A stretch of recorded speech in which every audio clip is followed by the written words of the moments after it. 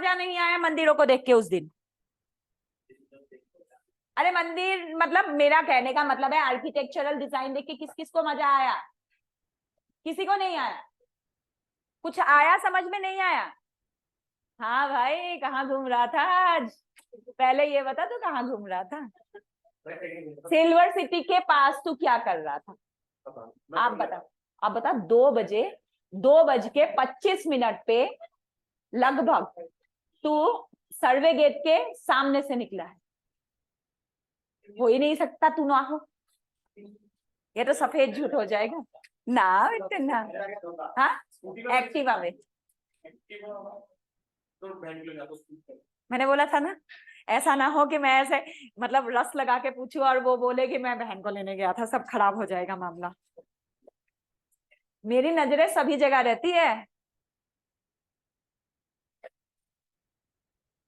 ऐसे जल्दबाजी में जा रहा है कि सामने क्रॉस करने वाले को भी जगह देना नहीं है, उसको उसको बीच में घुसा रहा है एक्टिवा अपना।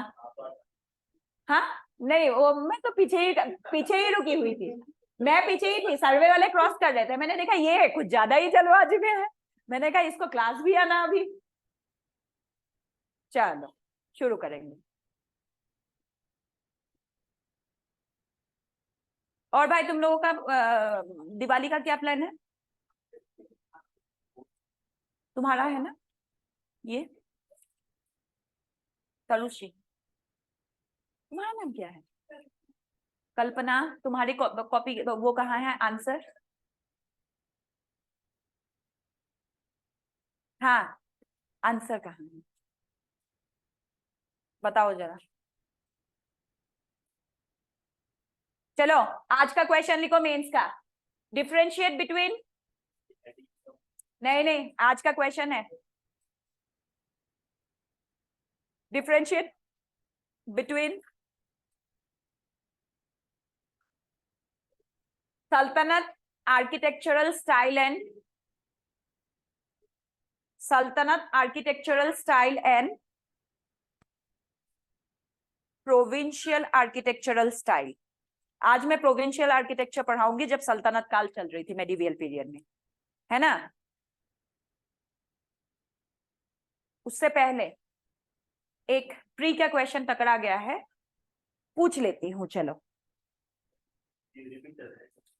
डिफरेंशिएट बिटवीन सल्तनत architectural style and provincial architectural style. आज मैं प्रोविंशियल पढ़ाने वाली हूँ, ठीक है। अच्छा, एक क्वेश्चन प्री का मुझे सामने दिख गया है तो पूछते हुए चलते हैं। Among the following, which is not a form of folk dance in India? ठीक है, ऑप्शन लिख देती हूँ।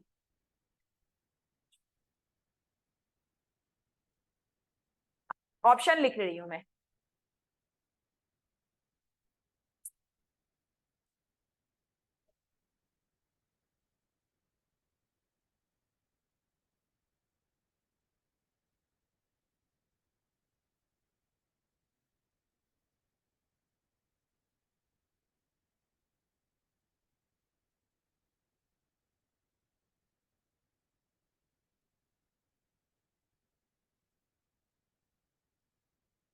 सबके लिए क्वेश्चन लिख दिया गया है, सही आंसर दो। देखो, इनमें से कौन सा जो डांस का फॉर्म है वो फोक डांस का फॉर्म नहीं है? Which is not a form of folk dance? Sattriya is a classical dance. Yes, very good. किसने जवाब दिया? बहुत अच्छा जवाब था। Sattriya is a form of classical dance. किसने जवाब दिया था? फिर से रिपीट करना। Jayanti, I am from Assam. Jayanti, है ना, वेरी गुड। ये आपके प्री में आ रखा है 2019 के, 2019 के प्री का क्वेश्चन है। अब जो ऑफलाइन वाले हैं उनको 100 कोड़े मारे जाएंगे। तुमने सोचा क्या? सोच के आने से थोड़ी ना पेपर निकलेगा। मैंने सोचा। चलो अब हम लोग, मेरे तो चैप्टर ही खो गई, रुक जा यार, चैप्टर निकाल लूं मैं।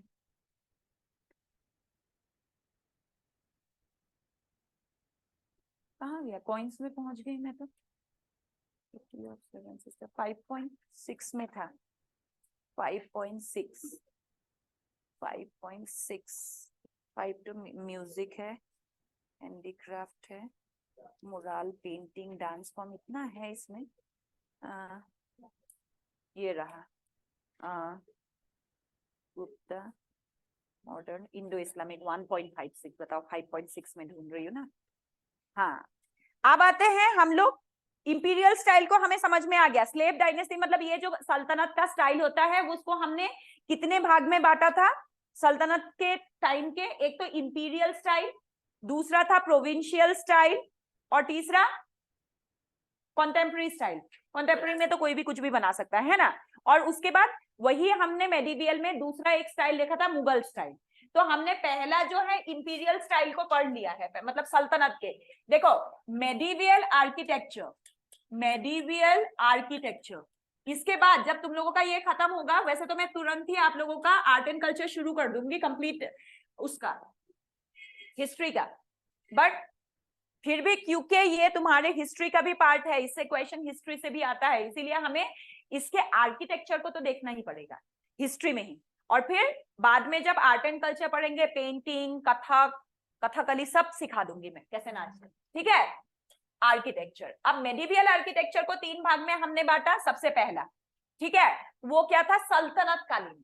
सल्तनत कालीन का दूसरा नाम क्या है? इंपीरियल आर्किटेक्चर, है ना। मेडिवियल को 2 भाग में बांटते हैं, सल्तनत और मुगल, है ना। अब ये जो सल्तनत है, सल्तनत को भी 2 भाग में बांटेंगे, क्योंकि सभी राजाओं ने पूरी इंडिया में रूल नहीं किया है, तो इसलिए सल्तनत को 2 भाग में बांटा जाएगा। एक को कहेंगे इंपीरियल, जहां दिल्ली में मतलब मुस्लिम जो आर्किटेक्चर आया, और जो हिंदू राजाओं ने रूल किया, जिन एरियाओं में इंफ्रास्ट्रक्चर बना, वो क्या हो जाएगा? प्रोविंशियल, ठीक है। तो एक हो गया आपका सल्तनत, इसी को बोल लो, और दूसरा हो गया आपका मुगल, है ना। अब देखो मुगल में भी 2 भाग में बांटेंगे इसको भी। अब सल्तनत को भी हमने 2 भाग में बांटा। एक तो हो गया इंपीरियल, जिसके बारे में हम पढ़ चुके हैं, इंपीरियल, और दूसरा क्या हो गया? प्रोविंशियल।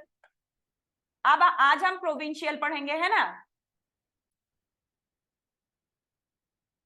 प्रोविंशियल मुगलों में क्या करेंगे हम लोग? इंडो इस्लामिक, मतलब इस्लामिक आर्किटेक्चर, प्लस क्या करेंगे हम लोग? कॉन्टेम्पररी। मुगलों ने नया आर्किटेक्चर, मुगलों के लेटर मुगल पीरियड में कॉन्टेम्पररी आ गया। कॉन्टेम्पररी डांस सुना होगा ना, सब डांसों को मिला के खिचड़ी बना के एक डांस प्रस्तुत जब किया जाता है, उसको बोलते हैं कॉन्टेम्पररी। उसमें हिप हॉप भी होगा और जो भी है, और मुझे एक ही स्टाइल आता था हिप हॉप बोलना, और बाकी हाँ एक और आता है, रोबोटिक्स भी होगा, और बाकी नहीं आता, ठीक है। बाकी तुम खुद लगा लो। सबका जब हम खिचड़ी बना के प्रस्तुत करते हैं उसको कॉन्टेम्पररी बोलते हैं। तो मुगलों में एक तो हो गया इस्लामिक स्टाइल। इस्लामिक में क्या आएगा जाएगा? क्योंकि वो हिंदुओं के साथ मिक्स करके करते हैं, तो हम इसको क्या बोलते हैं?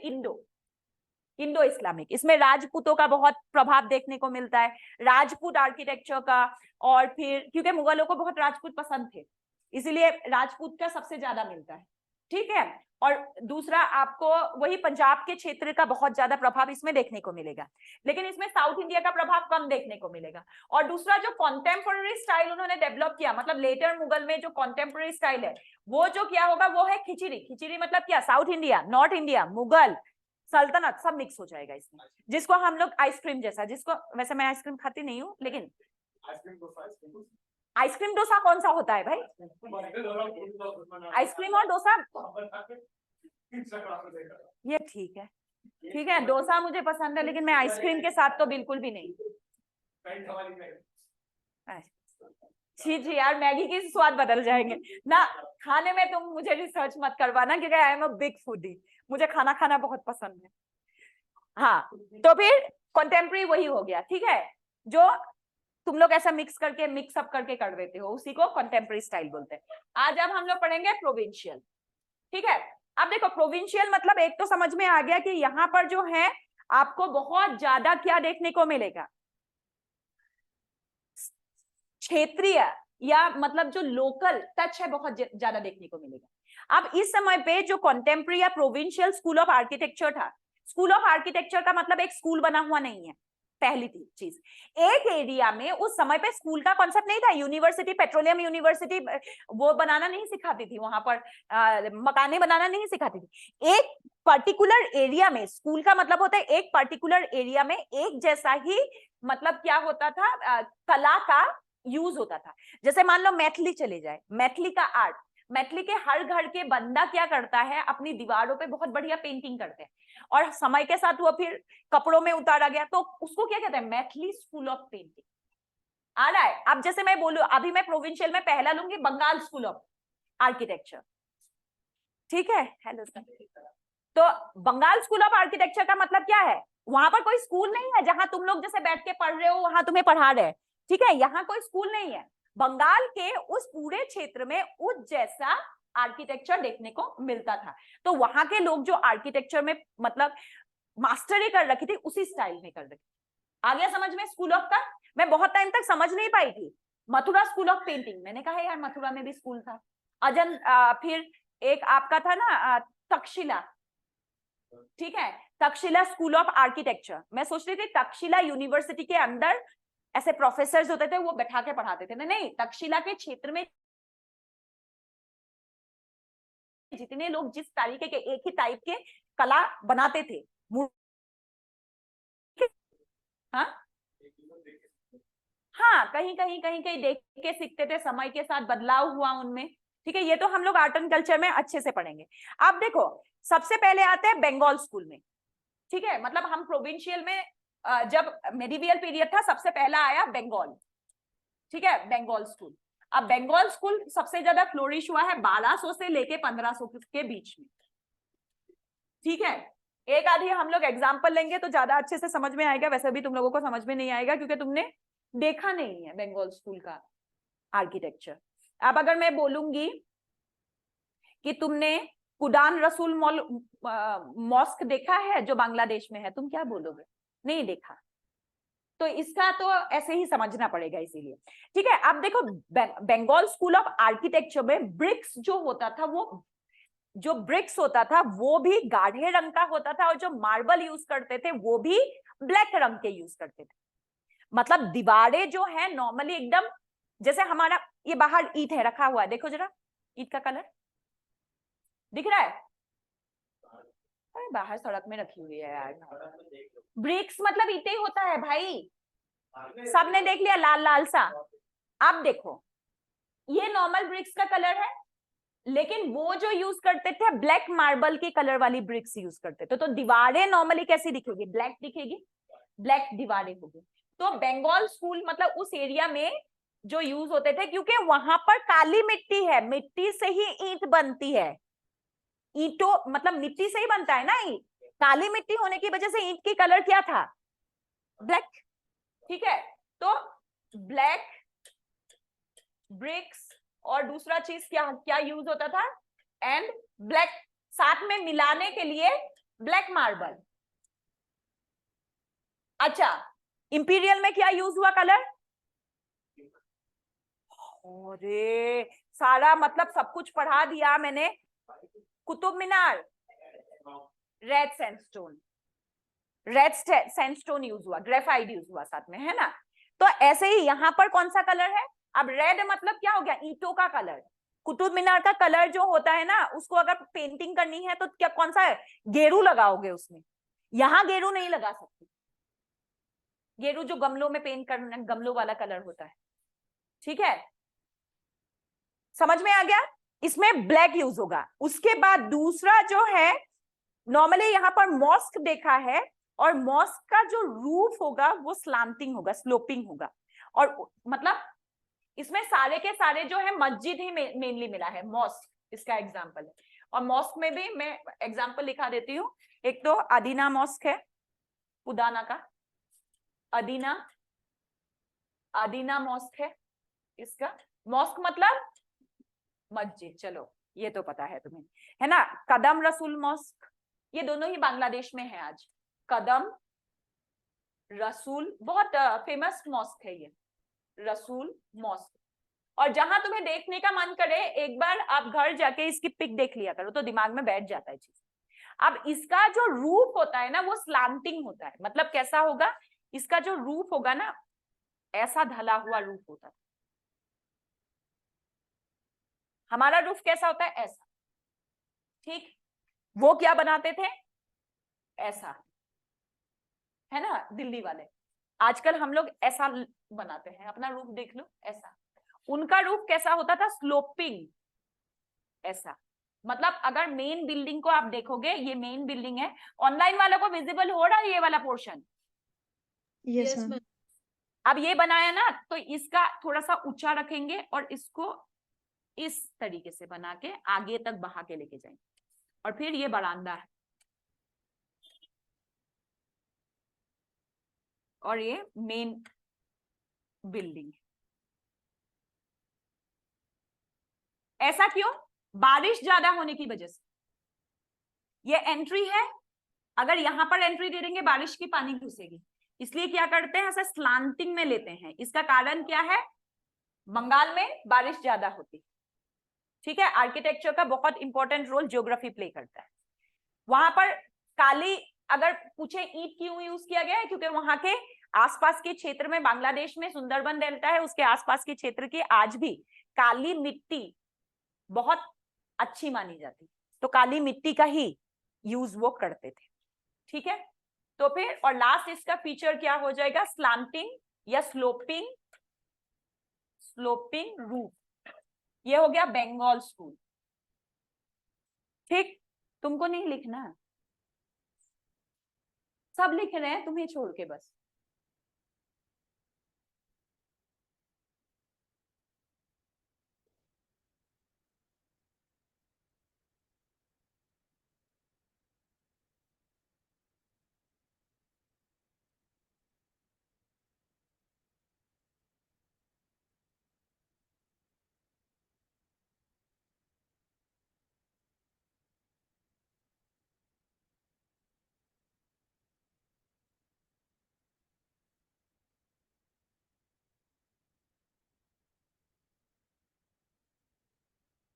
नेक्स्ट, आप पता हो गया सबका? जब भी कभी भी, अभी बता देती हूं क्योंकि मेडिवियल खत्म होने के बाद आर्ट एंड कल्चर शुरू होगा। साथ में ड्राइंग बनाओ और खूब कलरफुल पेनों का यूज करो, वो एक प्लस पॉइंट है। तुम्हारी कॉपी जितनी सुंदर अट्रैक्टिव दिखेगी, टीचर उतने ही अच्छे से उसको चेक करेगा, मन खुश होना चाहिए टीचर का, ठीक है। एक होता है ना, तुम्हारे सामने ऐसे ऑप्शन रखा, लड़कियों के सामने रखा हमने ऑप्शन, ठीक है। आज का ऑप्शन रखती हूं मैं, आज के ऑप्शन में मुझे कोई पता ही नहीं है। चलो, राजपाल यादव जानते हो, सब जानते हो, ठीक है। राजपाल यादव रखा तुम्हें एक ऑप्शन में, और एक ऑप्शन में रखा मैंने विद्युत जांगवाल, ऋतिक रोशन, ठीक है। अब दो जने देहरादून में आ रहे, किसको देखने जाओगे? जिसको, लड़कों को तो राजपाल यादव ही देखने जाएंगे, जेलेसी भी तो एक फैक्ट है, मैं इसीलिए लड़कियों से पूछ रही हूँ, इसीलिए मैं लड़कियों से पूछ रही हूँ, किसको देखने जाओगे?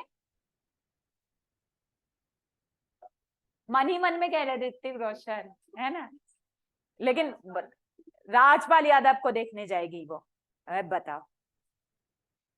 तब तो कभी ना इस हाल में तेरा मीन्स नहीं निकलेगा। ऋतिक रोशन को देखने जाते हैं लड़कियां, मतलब जो चीजें सुंदर होती है ना, ऑब्वियसली देखो, चाहे मेल हो फीमेल हो, जो सजी सजाई अच्छी आंसर स्क्रिप्ट आएंगे उस पर ऑब्वियसली अटेंशन जाता है, ऑब्वियसली उसमें अटेंशन जाती है। इसीलिए तो लड़कियों के प्रैक्टिकल फाइल पे ज्यादा नंबरें मिलती थी, और लड़के सारे अपने दोस्तों से करवा लेते थे, लड़कियों से करवा लेते थे, क्योंकि वो सुंदर तरीके से करते हैं चीजें, है ना। तो ये चीजें आपको आर्ट एंड कल्चर के जब पेपर भरोगे आपको ध्यान रखना है। खचर पचर, देखो doctor writing is not acceptable, writing ये वाली भी नहीं चलती है। एक बात ध्यान रखोगे, राइटिंग आपको कौन सी रखनी है, जब आप लिखोगे मॉस्क तो आपको इस तरीके से लिखना है कि क्लियर हो, हर वर्ड एकदम डिस्टिंक्ट हो, कोई भी उस वर्ड को मतलब देख के, मैं तो बोर्ड में लिख रही हूं लेकिन जब मेरी अगर आप हैंडराइटिंग देखोगे मेरी रियल, वो बहुत अच्छी, ये तो बोर्ड में ऐसे फ्लो में चलता है तो मजा आता है लिखने में, बट आपको हैंडराइटिंग का फॉन्ट भी बदलने की जरूरत है। हाँ, मैंने ये बात नहीं बोली, तरुषी का भी बोलना है, सबका ही, लगभग सबका ही बोलना है, ठीक है। ये स्टाइल नहीं चलता है, this is not acceptable for means writing. आप कर्सिव नहीं लिखोगे, बिल्कुल आज से अभी से बंद कर दो, क्लास में तो लिखना पड़ेगा क्योंकि फ्लो नहीं होगा। अगर आप ऐसे लिखोगे ना कि हाँ ठीक है माय, ये धीरे धीरे ही तो बढ़ेगा, नेम, देखो कितना टाइम लग रहा है, धीरे धीरे ही बढ़ेगा ना, इसमें तो और टाइम लगता है। तो आप जो ऑनलाइन वाले भी है, आप देखो ये कर्सिव, अगर ये माय नेम इज ऐसे लिखा और मैंने दोनों लिख के दिया, मैं जो नॉर्मली तुम लोगों को बोर्ड में लिख के देती हूँ my name is, this is not acceptable. Number चाहिए तो इस फॉन्ट को बदल दो आज ही, तुरंत, और इस फॉन्ट पे काम करना शुरू करो, ठीक है? क्योंकि कोई तुम्हारे कॉपी को देखने नहीं आ रहा है, वो तो कॉपी टिक मारने का पैसा लेंगे, तुम्हें फोर्स करना पड़ेगा कि तुम्हें कॉपी देखनी पड़ेगी, ठीक है? वो फोर्स तुम करोगे उनको, और उसके लिए हैंडराइटिंग से लेके ईच एंड एवरी चीज में काम होना चाहिए। जब लिख रहे हो छोटी छोटी चीजें, ये आप ऑनलाइन में देखो, ये दिख रहा है आपको, ठीक है? यहां पर आप देखो मार्जिन इज नॉट क्लियर, बहुत छोटी छोटी चीजें हैं जो आपको ऑफिसर बनाती है। मार्जिन इज नॉट क्लियर, यहां पर क्या हो रहा है, अलग अलग पॉइंट पे अलग अलग शुरू हो रहा है। लेकिन जब आप पेपर में लिखोगे तो जैसे आपका ये पैराग्राफ शुरू हुआ है, दूसरा लाइन अगर आपको मार्जिन एकदम कहीं पे खिंचा हुआ मार्जिन नहीं मिलेगा, आपको देख के उस मार्जिन को वो करना पड़ेगा, आप पेंसिल से नहीं खींच सकते हो इसको, ठीक है? उसके बाद आप इस तरीके से लिखना शुरू करोगे ना, यहां खत्म है तो सारी लाइनें यहीं से शुरू यहीं पर खत्म होनी चाहिए, ऐसे। अब फिर पैरा चेंज होगा तो थोड़ा सा नीचे आके यहां से ही शुरू होगा, यहीं खत्म होगा। ये चीजें बहुत इंपॉर्टेंट रोल प्ले करता है। आपकी हेडिंग भी इसके बाहर नहीं जाएगी, हेडिंग डालनी है यहां से शुरू करो और उसको फिर हाईलाइट करो, तभी हेडिंग होगी वो, ठीक है? और ये एक दिन के प्रैक्टिस में नहीं होगा, रोज आपको A4 शीट में लिखना पड़ेगा, तभी जाके, उस समय तो आपको जल्दबाजी में लिखना पड़ता है भाई, टाइम बहुत कम होता है, इतना सब कुछ लिखना होता है, तो आपको रोज करना पड़ेगा। यहाँ पर देखो, यहाँ टेढ़े टेढ़े टेढ़े टेढ़े जा रहे, सबके जा रहे थे, ये बात मेरा स्किप हो गया तुम लोगों को बताना, ये सबके टेढ़े मेढ़े जा रहे हैं, ठीक है? ये बिल्कुल नहीं होना चाहिए। फॉन्ट पे तो आज से काम करेंगे, ये सोच लो कि आप जो भी लिखना है, जितना भी लिखना है, सब इसी फॉन्ट पे लिखना शुरू करो, तभी जाके स्पीड पकड़ोगे और तभी जाके क्लियरली, क्योंकि देखो देने वाले तो बहुत होते हैं, पता है आपको, प्री क्वालिफाई करके हजारों बंदे मेंस देते हैं, लेकिन मेंस कुछ गिने चुने क्लियर करते हैं, 2-2,500 से ऊपर तो मेंस क्लियर होता ही नहीं किसी का। उसके पीछे का यही तो रीजन है, क्योंकि ये बेसिक पॉइंट्स कोई नहीं बताता। मुझे मेरे मेंटर अच्छे मिले थे, मुझे बताया था, मैंने काम किया, मैं तुमको बता रही हूँ, तुरंत काम करो इस, ठीक है? अब आते हैं जौनपुर स्कूल में, ठीक है? जौनपुर स्कूल ये शुरू हुआ था कहां पर, तुगलक डायनेस्टी के टाइम पे, ठीक है? अब ये तो ना बेहतरीन आर्किटेक्चर है, एकदम सुंदर सुंदर आर्किटेक्चर, मतलब जैसे कहते हैं ना एकदम भव्य इमारतें होती थी। भव्य इमारत का मतलब जानते हो, बहुत बेहतरीन, ठीक है? मतलब लगभग 1379 से लेके 1479 तक मजा आ जाता था, ऐसे कहते थे ना, राहुल गांधी कहते हैं ना मजा आ गया, वही मजा आ जाता था इनको देख के। अब कैसा होता था, मेन जो बिल्डिंग होती थी उसमें बड़ी बड़ी मीनारें होती थी, और बहुत सुंदर कर्व कर्व मीनारे, ऊपर ऐसा एकदम चोंचता बना हुआ ऐसे कर्व कर्व सा मीनारे होगा, ठीक है? मेन बिल्डिंग का ऐसे 5, 6, 7, 8 बहुत सारे मीनार होंगे, मैं 2 ही बना पाऊंगी ना क्योंकि मेरा 2D है, ये मैंने बना दिया सुंदर सुंदर कर्व। कर्व मतलब ऐसा ऐसा वाला हो सकता है, कुछ भी उसमें, मतलब उसको सुंदर बनाते हैं, ठीक है? तो आपका बेहतरीन वाले आर्किटेक्चर में मीनार बना हुआ होता है, पहला जो आपको दूर से दिखाई देगा, ठीक है? और ऐसा बिल्डिंग दिखाई दे तो समझ जाना।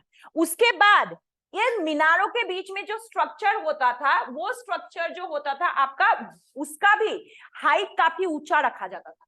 जैसे मान लो ये बिल्डिंग है ना, इसका मेन ये ऊपर का है, ऊपर का ऐसा स्लांटिंग, मतलब थोड़ा मुस्लिम स्टाइल ही होगा, ठीक है? जैसा भी होगा, और इसको ज्यादा ऊपर हो गया, रुक जा, सपोर्ट तो दिया ही नहीं मैंने, टूट जाएगा ये। इसका एंट्री में ऐसा ही होगा ये, और इसको सपोर्ट देने के लिए रूफ बीम का यूज करते थे, कर दिया रूफ बीम। ये दरवाजा नहीं है अभी, ये खोखला है, झरोखा कहते हैं इसको, ठीक? अब इसके बाद रूफ बीम के बाद इसमें कई कई मतलब बेलकोनियां होंगे। एक बेलकोनी मान लो ये है, एक बेलकोनी ये है, ऐसे अंदर से जाना पड़ेगा ना, सीढ़ियों से अंदर जाना पड़ेगा ये, और लास्ट में जो है एक भव्य दरवाजा मिलता था ऐसा, गोल भव्य दरवाजा मिलेगा। ठीक, मस्त एकदम। जो खिड़कियां होंगी इन, ये अगर बेलकनी है मतलब इसका मतलब है इसके अंदर रूम होंगे, रूम की खिड़कियां होंगी। अब मैं पीछे तो नहीं बना सकती, इसी में बना के दूंगी। खिड़कियां गोल गोल होती थी, बड़ी बड़ी गोल गोल। एक खिड़की इकट्ठा थोड़ी ना होगी, अलग लिखेंगे हम खिड़की को। जैसे ये मान लो हम लोग ऐसे घर बनाते हैं, देखो ये घर है, हम क्या करते हैं यहाँ खिड़की बना लेते हैं। इनकी खिड़की जमीन से शुरू होती, समझ में आ रहा है? गोल होगा इसका स्ट्रक्चर। ये भी खिड़की है, ये भी गोल है। ठीक है, इस फ्लोर में भी खिड़की है, ये गोल है। ठीक है, कांसों का प्रयोग किया गया था इसमें, मतलब ग्लास, ये जो मेड अप ऑफ ग्लास, शीशा। मजा आ रहा है बिल्डिंग देख के? अभी ऐसा बड़ा वाला बिल्डिंग दिखेगा जिसका ऐसे छत जो होगा ऐसा एकदम टॉप होगा और उसमें दो चोंचे निकली हुई होगी और बहुत बड़ा सा आर्क बना होगा। उस आर्क के अंदर कई सारे फ्लोर होंगे, उन फ्लोरों में अंदर झांक के देखोगे जो खिड़कियां दिखेगी गोल गोल है, समझ जाना ये जौनपुरी स्टाइल। ठीक है, अब तुम बिल्डिंग देख के तुरंत समझने लग जाओगे। ठीक है, अब देखो ये इतना ऊंचा है, इस पे हवा का प्रेशर पड़ के, क्योंकि ये तो कई फुटों का 60-60 फुट का बिल्डिंग है, तो ऐसे में हवा का प्रेशर पड़ के टॉप उड़ सकता है, हवा आर पार होना जरूरी है। तो इस वाले में जहां पर फ्लोर नहीं है, एकदम ऊपर जहां फ्लोर नहीं बनाया गया है, वहां पर जो ऐसा झरोखा देखा है सबने? सबने झरोखा देखा है? नहीं देखा, ये भी तो प्रॉब्लम है। झरोखा, एक कार्ड बॉक्स लेना, ठीक है, एक जूते का डब्बा लेना, उसको बंद कर लेना चारों तरफ से टेप चिपका के। अब उसको क्या करोगे, ऊपर की साइड से ऐसे करके कट कर देना, ऊपर का फ्रंट का। जब वो निकाल देते हैं, पीछे का जो बैक साइड में वॉल होती है, वो जो स्ट्रक्चर होता है उसको झरोखा स्टाइल बोलते हैं। आ गया समझ में? झरोखा। हाँ, ये आपका जूते का बॉक्स है, इसको चारों तरफ से सील कर दिया। अब तुमने इसके ऊपर ना एक ऐसे स्ट्रक्चर बना लिया, ठीक है, और इसको ना अपने ऊपर वाली लेयर को इसका कट कर दिया, तो पीछे ऐसे गहराई में केव सा बन जाएगा जिसके अंदर भगवान जी को रख दो और पूजा कर लो। आ गया समझ में? ये झरोखा है। ऑनलाइन वालों को समझ में आ रहा है ना? Yes ma'am. शिवांश, शिवांश हो गया? देखो शिवांश गायब है। ठीक, अम्मी परेख, पारेख, यस मैम। ठीक है, ऋषभ, यस मैम। ठीक है, सिर्फ शिवांश शो रखा है, बाकी सब मुझे लगता है जगे हुए हैं। तुमको समझ में आ रहा है ना झरोखा का मतलब? Yes ma'am. Yes ma'am. अच्छा, ये जो झरोखा है, अब इस पे क्योंकि ये खोखली है, अंदर दीवार है लेकिन बाहर से ये वाला वाल है और अंदर दीवार लगी हुई है, इसमें खोखली है, हवा का प्रेशर जाएगा तो इसको तोड़ देगा बिल्डिंग को। ये ना होने के लिए बीच में से ना कुछ ईंटें गायब होती है, आर पार की जालियां होती है इसके, जिसे क्या है, हवा यहां से जाए, सूंघ करके बाहर निकल जाए, बिल्डिंग को कोई दिक्कत ना। आ गया समझ में? अब इसके साथ भी बहुत भयंकर चीज जुड़ी हुई है, इसके दोनों साइड, और इसके अंदर जाओगे जो मेन दीवार होगा उसमें बहुत बड़ी सी पेंटिंग बनी होगी, ठीक है, अंदर वाली वॉल में बेहतरीन पेंटिंग बनी होगी, और इसके दोनों साइड प्रेयर हॉल होता है फर्स्ट फ्लोर वाला। ठीक, यहां पर भी प्रेयर हॉल होगा, ठीक है, इस प्रेयर हॉल की भी एंट्री इससे छोटी होगी लेकिन थोड़ी सी एंट्री होगी, ऐसे ऐसे एंट्री होगी, ठीक है, मतलब इसमें भी मीनार होगा, ये मीनार है, ये मीनार है आपका, और ये प्रेयर हॉल का छत है, ठीक है, इसी टाइप का एक इसमें भी बना होगा, ठीक है, लेकिन ये क्या है, सिंगल फ्लोरी है, ठीक है, ये प्रेयर हॉल हो गया। इधर के साइड भी क्या होगा, आगे प्रेयर हॉल होगा तो यहाँ पर भी मीनार होगा, ठीक है, यहाँ भी मीनार होगा, फिर ये क्योंकि फर्स्ट फ्लोर का प्रेयर हॉल है तो ऐसा होगा कुछ, और इसके बीच में भी कुछ एक आधी जाली डाल देंगे आर पार जाने के लिए, हवा इसके बीच में भी आर पार जाने के लिए डाल देंगे। ये क्या है, ये मेन मॉस्क, मेन मॉस्क, ठीक है, जहां बेहतरीन पेंटिंगें पाई जाती है। ये क्या है? इबादत खाना या प्रेयर हॉल। तुम इबादत खाना नहीं लिखोगे, तुम लिखोगे प्रेयर हॉल। इस टाइप का मिलता था।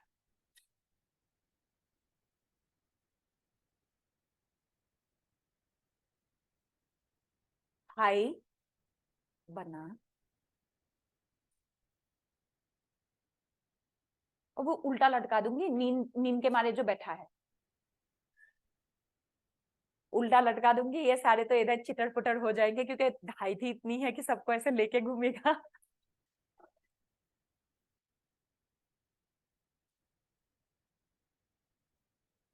बनाओ, फिर इसके बारे में लिखेंगे ये कितना अच्छा बना रहा है। मजा आ गया देख के।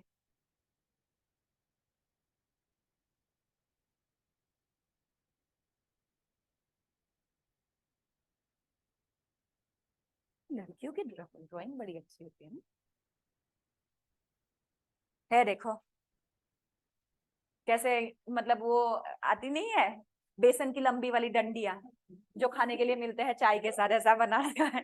इसका तो और खराब है, वो तो और खराब। ये लोग बहुत अच्छा बना रहे हैं, वो अच्छा बना है इसने। ठीक ठीक है, हाँ ठीक है। ये कितने माइक्रोस्कोप से देखेंगे। हाँ ये इसका भी ठीक है, क्लियर बना लिया। इबादत खाना कहाँ है? एक ही साइड है।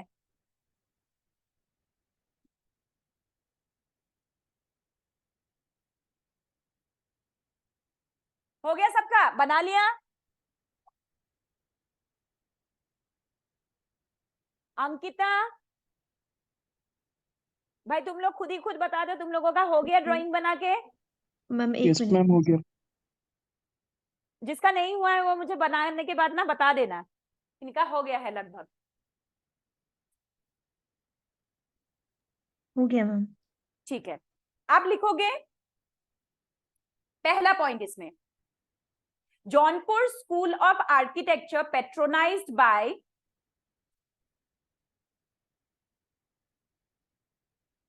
Jaunpur school of architecture patronised by Sharqi ruler SHARQI, Sharqi SHARQI, Sharqi rulers and became a center of rulers and became a center of great art and cultural activity. Great art and cultural activity. अब example लिखो।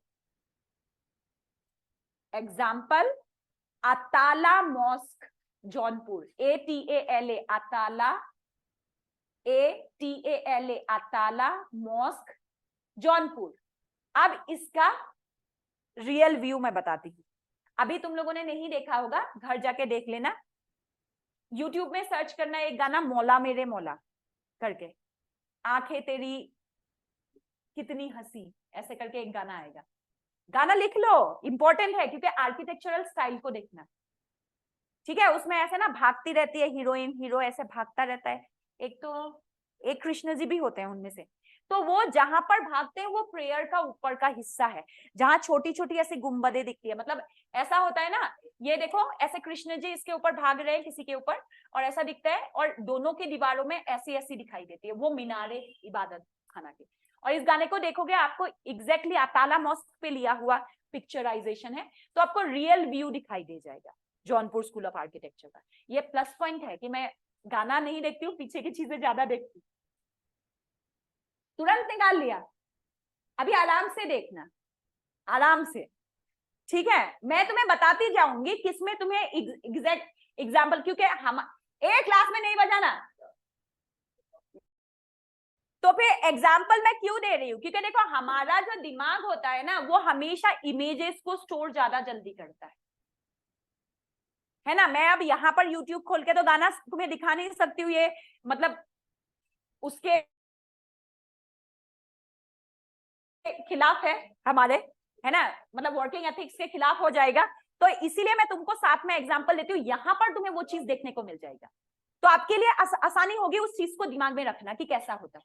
ठीक है, अब दूसरा लिखो इसमें, this style is known as Sharqi style, SHARK, हाँ SHARQI, Sharqi style. इस आर्किटेक्चर स्टाइल को बोलते हैं शर्की स्टाइल। बताओ, सन की स्टाइल सुना उसने? Sharqi style, SHARQI।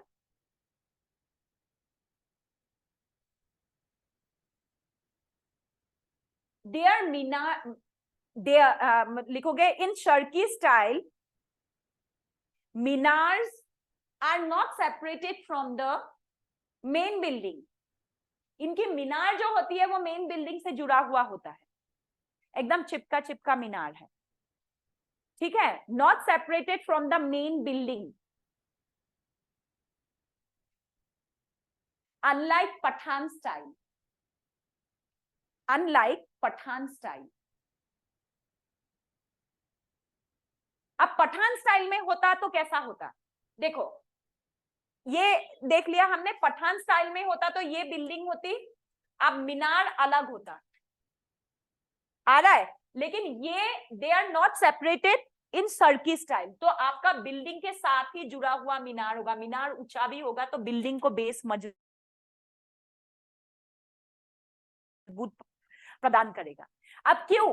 क्योंकि जौनपुर कहां पर है? जौनपुर कहां पड़ता है? उत्तर प्रदेश। बारिश ज्यादा होती है कब? मॉनसून के टाइम पे अच्छा खासा बारिश होता है। ठीक है, तो ऐसे में दीवारों के धंसने की प्रोबेबिलिटी बढ़ जाती है। तो जियोग्राफिकली देखेंगे तो हमें अगर मॉनसून को बीट करना है तो हमें दीवारों को मजबूती देनी पड़ेगी, तो मीनार को अलग नहीं किया गया। लेकिन पठान स्टाइल कहाँ है? सिंध में। बारिश होती है? नहीं। दीवार धंसेगी? नहीं। तो वे उन्होंने मीनार को अलग रखा। ठीक है, उसके बाद लिखेंगे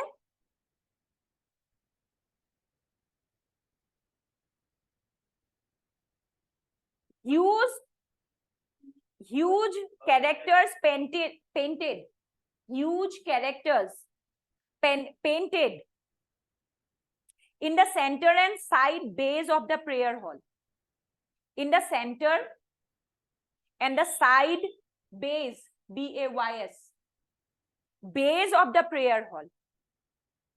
जो भी पेंटिंग बनाए, बड़े बड़े पेंटिंग बनाए, ह्यूज कैरेक्टर की पेंटिंग, मतलब जितनी बड़ी दीवार है उसमें एक ही पेंटिंग बना दिया, एक ही बंदा खड़ा है ऐसे करके, मुस्तंडा।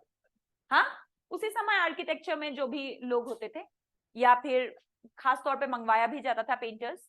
ठीक है, तो बड़ी बड़ी, जैसे मुगल छोटी छोटी छोटी छोटी बनाते थे, है ना? मुगलों में क्या करते थे, दो मुस्तंदे ऐसे आपस में बात करें, उसके बगल में ऐसे लता लता डाल दिया, और उसके बाद बेल पत्ती डाल दी, फूल पत्ते डाल दिए, उसके बाद छोटे छोटे हिरन भी बना दिया, दो मोर भी बना दिए, दो बत्तख भी बना दिए, चार चिड़िया भी उड़ा दिया। ये मुगल पेंटिंग। जैसे तुम लोग क्लास 12th में तो नहीं करते थे यार ऐसी वाली पेंटिंग। हाँ हाँ हाँ, एग्जैक्टली। ठीक है, और ऐसे आम जनता जो होते हैं, छोटे छोटे बच्चे जो होते हैं ना, नई नई सीनरी बनानी सीखते हैं, तो सब कुछ बना देते हैं एक ही सीनरी में। एक घर भी बना देते हैं, उसमें बगल में पानी भी निकाल देते हैं, उसमें पर्वत भी बना देते हैं, सूरज भी उग जाता है, बादल भी हो जाता है, सब कुछ। चिड़िया तो उड़ते ही है हर पेंटिंग में, मैंने सभी बच्चों के पेंटिंग में देखा है, चिड़िया जरूर उड़ेगी भाई, क्योंकि आसान होता है ना चिड़िया तो ऐसे। और घास जरूर उगते हैं, क्योंकि घास ऐसे उगाते थे और दो डंडे ऐसे लगा देते थे, ये घास है, ये चिड़िया है, ये घास है। ठीक है, और कई बार ऐसा होता है चिड़िया लंबा उड़ रहा है तो लंबी लंबी उड़ाते थे, और कोई कोई चिड़िया ऐसे छोटे छोटे भी उड़ाते थे। क्योंकि ये जो है मिनिएचर पेंटिंग है, ये मुगलों का पेंटिंग है। मिनिएचर पेंटिंग का स्टाइल आज भी हमने नहीं छोड़ा, मुगल पेंटिंग है। अब ये क्या बनाते थे, बड़ा सा मुस्तंदा सा इंसान बना दिया एक ही दीवार पे, मस्त खड़े हुए। आ रहा है समझ में? तो ये क्या हो गया, जौनपुर का स्टाइल। ठीक, उसके बाद नेक्स्ट लिखेंगे मालवा स्कूल।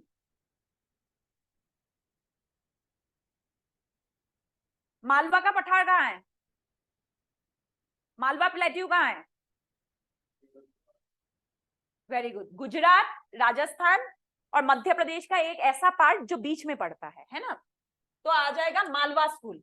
अब यहाँ पर भी हमें कुछ प्रोमिनेंट वो दिखेगा, लेकिन इस स्कूल के बिल्डिंग्स में, क्योंकि ये वो एरिया है जहां मॉनसून नहीं है, तो यहाँ मतलब क्या होगा, बेस वर्क बहुत स्ट्रॉन्ग नहीं होगा, फाउंडेशन बहुत स्ट्रॉन्ग डालने की जरूरत नहीं है, यहाँ मानसून नहीं आती है ना। तो फिर क्या होगा, इनमें ना मतलब इनके मीनार वगैरह यूज नहीं करते थे, मीनार तो स्ट्रॉन्ग बेस देने के लिए यूज करते थे ना। अब जब यहाँ पर बारिश ही नहीं है तो फिर मीनार की जरूरत नहीं है ना। दीवारें भी हल्की फुल्की मटेरियल की यूज कर सकते हैं क्योंकि टूटेगी नहीं। ऐसा एरिया है जहां ना थार में पड़ता है, ना आपके दोआब में पड़ता है, और ना ही कोई ऐसा रास्ता है जो जहां से पानी मतलब जो मॉनसून की हवा है यहाँ से क्रॉस करे। मॉनसून जाती नहीं, साल में हार्डली 50 सेंटीमीटर से नीचे की बारिश रहती, तो उस हिसाब से इनका स्ट्रक्चर होगा, है ना। पहला, हाँ, टाइम पीरियड है 1405 से 1569, 1405 to 1569। The cities Dhar and Mandu, ये क्वेश्चन आपके प्री में आ रखा है, किसी एक स्टेटमेंट में आ रखा है कि धार और मांडू जो है इनमें से कौन से जियोग्राफिकल कंडीशन से नहीं जूझता है। ऐसा कोई क्वेश्चन एक देखा है, मुझे एग्जैक्टली क्वेश्चन याद नहीं है, तो आपको याद रहना चाहिए धार और मांडू मालवा प्लेट्यू में है।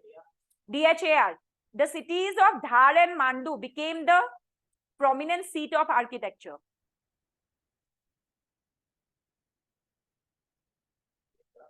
Prominent seat of architecture.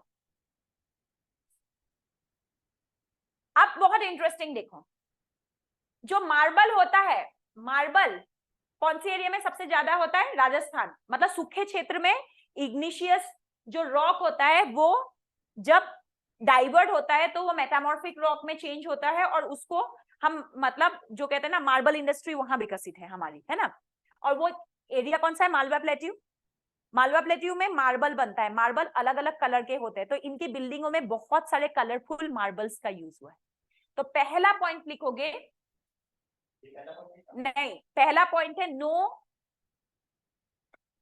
Strong foundation for the architecture. अब क्यों नहीं चाहिए, खुद को पता चल गया है तुम्हें, ना समुद्री तूफान है, ना मॉनसून की बारिश है, ना कुछ नहीं है। और सबसे इंटरेस्टिंग पता है क्या, गुजरात के इस क्षेत्र में लोग जैसे हम दीवारें बनाते हैं ना, तो ईंटों के 8 इंच का दीवार होता है, वो 4 इंच का दीवार बनाते हैं, मतलब एक ही लेयर का ईंट लगाते हैं और उससे काम चल जाता है। और घर के अंदर बनाने के लिए वो ना मार्बल का स्लैब यूज करते हैं, वो मार्बल उनके लिए सस्ता है ना, अपने घर में उग जाती है, जब उग नहीं जाती है मतलब कन्वर्ट हो जाती है, ठीक है। तो ऐसे में उनके लिए वो ऐसी वाली जो दीवार होती है, कभी ईंट यूज करते ही नहीं, ईंट उस एरिया में होता ही नहीं है, तो ईंट महंगा पड़ता है, तो बाहर, और ना बारिश की टेंशन है, ना ही तूफान की टेंशन है, ना ही किसी भूकंप की टेंशन है, कुछ नहीं है उस एरिया में। तो फिर क्या है, 4 इंच की दीवारें बहुत मजबूत है, इंसान तो नहीं तोड़ पाता है 4 इंच की दीवार, मतलब अगर चोरी करने जाओ हथौड़ा मारोगे तो घर वालों को पता चल ही जाए। और अंदर पतले पतले मार्बल की शीट्स यूज करते हैं रूम सेपरेशन के, ठीक है। तो उनको फाउंडेशन वर्क की बहुत ज्यादा जरूरत नहीं है, हल्का फुल्का मकान है, फाउंडेशन वर्क की जरूरत नहीं है, तो क्या लिखेंगे, नो स्ट्रॉन्ग फाउंडेशन। दूसरा लिखोगे, the most prominent feature was the use of different color stone and marble. The most prominent feature was the use of different color stone and marbles. क्योंकि यहां पर ईंटें बहुत महंगी मिलती है, इसीलिए यहाँ की विंडो भी बहुत बड़ी बड़ी रखी जाती है।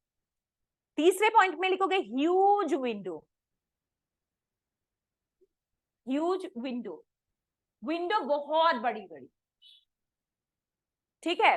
और इसमें इन्फ्लुएंस कहाँ है, क्योंकि ये वो क्षेत्र है जो रन ऑफ कच्छ में आता है, या फिर खंबात की खाड़ी कह लो, यहाँ के पास है सूरत, सूरत से घुसते थे यूरोपियन, तो ये जो बड़े विंडो का कॉन्सेप्ट है यूरोपियन स्टाइल का इन्फ्लुएंस, लिखोगे ड्यू टू यूरोपियन इन्फ्लुएंसेस।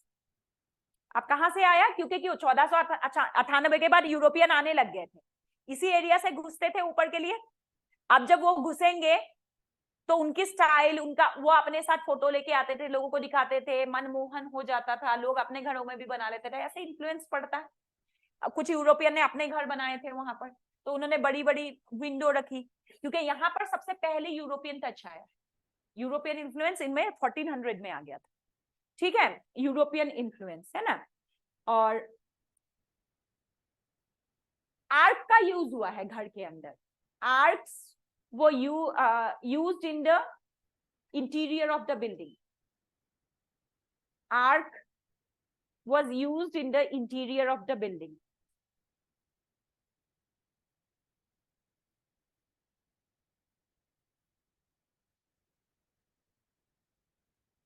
ठीक है, अब देखो आर्क क्या होता है। देखो जब हम लोग किसी के घर में जाते हैं तो ड्राइंग रूम से जब किचन की तरफ देखते हैं ऐसा बना के रखते हैं घर के अंदर, नहीं बनाते?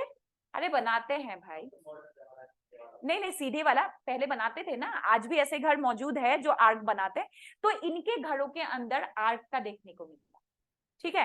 एंड नेक्स्ट पॉइंट देखो, this style is known as Pathan style of architecture, इसी को कहते हैं पठान स्टाइल ऑफ आर्किटेक्चर। अब इसमें मैं कुछ पॉइंट और लिखाऊंगी क्योंकि ये क्वेश्चन ये मतलब बहुत इंपॉर्टेंट है। यहां एक पैरा लिखो अब, Pathan school of architecture, Pathan school of architecture is one of the Pathan school of architecture is one of the finest specimen of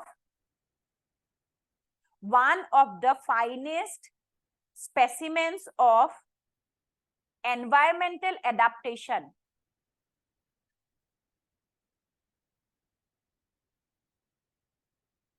because of the following reasons. Adaptation, देखो लिखेंगे Pathan school of architecture is one of the finest specimens of environmental adaptation because of these following reasons. अब देखो हम जैसे हैं, मैं पहले दिन से बोल रही हूँ, हम जैसे हैं वो हमारी भौगोलिक वातावरण या फिर एनवायरमेंट डिसाइड करते हैं हम कैसे हैं। कोई बच्चा, हर किसी का घर का भी एनवायरमेंट अलग होता है, उसके हिसाब से बच्चा जो होता है अपनी एडेप्टेशन लेता है। उसी तरीके से किसी एक पूरी सिटी को देखने के लिए भी उसकी भी भौगोलिक कारण बहुत मायने रखता है। उस सिटी के ऊपर कितनी बार हमला हुआ, उस सिटी में नेचुरल डिजास्टर कितनी बार आए, उसके हिसाब से अब तुम अगर अब तो बनाने लगे हैं कुछ बेवकूफ लोग, अदरवाइज जो पहाड़ों के घर होते हैं जो अर्थक्वेक प्रोन एरियाज होता है, जैसे पिथौरागढ़ में कभी भी छत वाले घर बनाना ही नहीं चाहिए, it is scientifically not accepted. आप अगर असम में जाओगे, आप मणिपुर में जाओगे और आपने 5 माले की घर बना रखे हैं, तुम सबसे बड़े बेवकूफ हो। वहां पर घर कैसा होना चाहिए, वहां घर ऐसा होना चाहिए क्योंकि अर्थक्वेक जोन 5 में पड़ता है ये सब एरिया, वहां रोज अर्थक्वेक होता है। पिथौरागढ़ का जमीन रोज हिलता रहता है हल्का फुल्का, ठीक। ऐसे में एक माले के ऊपर दूसरा, दूसरे के ऊपर तीसरा बना दिया, जमीन हिली तो जमीन का जो आपका ये वाली रेज होती है, क्या कहते हैं इसको, पी की एस, पी वेव होता है कि एस वेव होता है, ये एस वेव है, और इसका फोर्स सबसे ताकत लगती है, सबसे स्ट्रॉन्ग से लगती है ना। अब जब यहां से हॉरिजेंटली इसको फोर्स लगेगा, इसको तोड़ना बहुत आसान है। वहीं पर अगर हमने इस बिल्डिंग को टॉप को ऐसा बना रखा है, ठीक है, मतलब बिल्डिंग का हमारा नॉर्मली इन जगहों पे सिंगल फ्लोरी मकान ही आपको मतलब सुरक्षा देती है, तो क्या है यहां से वेव जा भी रहा है, देखो स्लैंटिंग में लग रहा है, यहाँ 90 का कोण ही नहीं बन रहा, एंगल नहीं बन रहा है, तो डिस्ट्रक्शन कम होगा नहीं होगा, डिस्ट्रक्शन कम होगा। तो ये किसने डिसाइड किया कि इस एरिया में ऐसा, जहां बारिश होती है वहां मेघालय में आपको ना छत ऊपर नहीं दिखाई देगा किसी भी, सबके घर टीन शेड के होते, क्योंकि रोज बारिश होती है। मौसिनराम में 200 सेंटीमीटर 250 सेंटीमीटर से ऊपर बारिश है, इस लास्ट टाइम तो 265 सेंटीमीटर है। हर रोज शाम को 3 बजे के बाद जब सूरज ढलने लग जाता है वहां बारिश शुरू हो जाती है, और मॉर्निंग में 6-7 बजे तक बारिश रहती है, फिर 7 बजे के बाद खुलता है, और उसके बाद फिर से शाम को 4 बजे से बारिश शुरू हो जाती है, और जब खुलता भी है तो पूरा फॉगी होता है वो। ठीक, दुनिया का सबसे ज्यादा बारिश वाली जगह है, ठीक है। तो वहां पर अगर तुम छत के घर बनाओगे, कितना पानी रिसेगा, दीवारें डैम्पनेस पकड़ेगी, मकान टूट जाएगा, और एक ही साल में टूट जाएगा।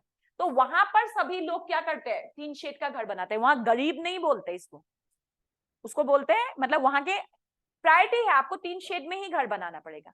जहां बहुत ज्यादा बर्फ का वो रहता है, मतलब स्नोफॉल होता है, वहां के लोगों का घर का भी छत कैसा होता है, ऐसा।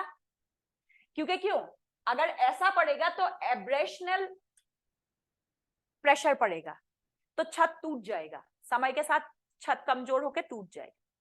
तो उसको रोकने के लिए यूरोप के घरों में देखा है, टॉप हमेशा ऐसा रहता है कि बर्फ पिघलते हुए नीचे चले जाए, या फिर ज्यादा बर्फ हुआ तो नीचे धुरुस, है ना।